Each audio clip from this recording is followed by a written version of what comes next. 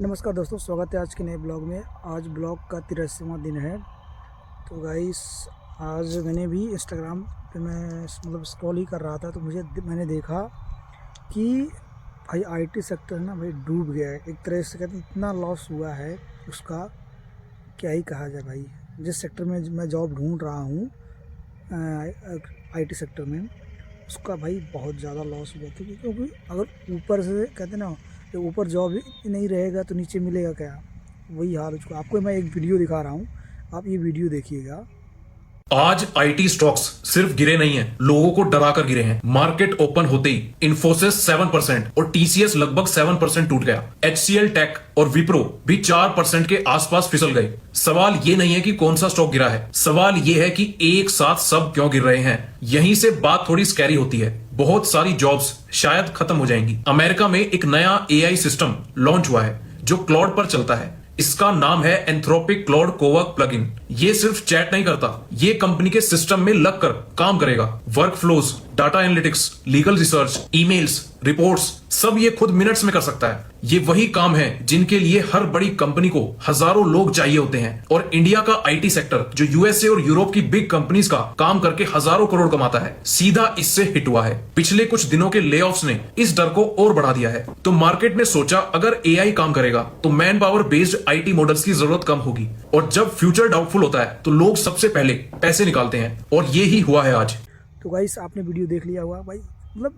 IT sector इतना तेज़ी से गिरा है। कहते हैं उसने एक एंथ्रोपिक कंपनी ने जो क्लाउड एआई बनाया है भाई, बहुत टॉप लेवल का बनाया है। अगर सब कुछ सही रहा तो भाई जाहिर सी बात है लाखों करोड़ों जॉब्स फिर जाएंगे इंडिया में। क्योंकि इंडिया में क्या होता है कि यूएस बेस्ड वर्क होते हैं जो बड़ी बड़ी कंपनियां करती हैं, वो वहाँ से काम लाती हैं, फिर यहाँ पे सबको जैसे ना part two part by part, छोटे छोटे पार्टों में अपना जो भी, कोई स्क्रम पे काम करता है, कोई जीरा पे काम करता है, स्क्रम मास्टर होता है, कोई जीरा पे काम करता है, अलग अलग चीज़ों पे काम करते हैं लोग। और इसे काम को डिवाइड कर दिया जाता है, सब अपना कम थोड़े थोड़े पैसे में सबका हो जाता है। एटलीस्ट जो लेबर वर्क करता है उसके पास 15-20 हज़ार 25 हज़ार ऐसे ही जो मंथली जॉब कर रहे हैं उनके पास आता है। और उनके पास आने के बाद काम होता है।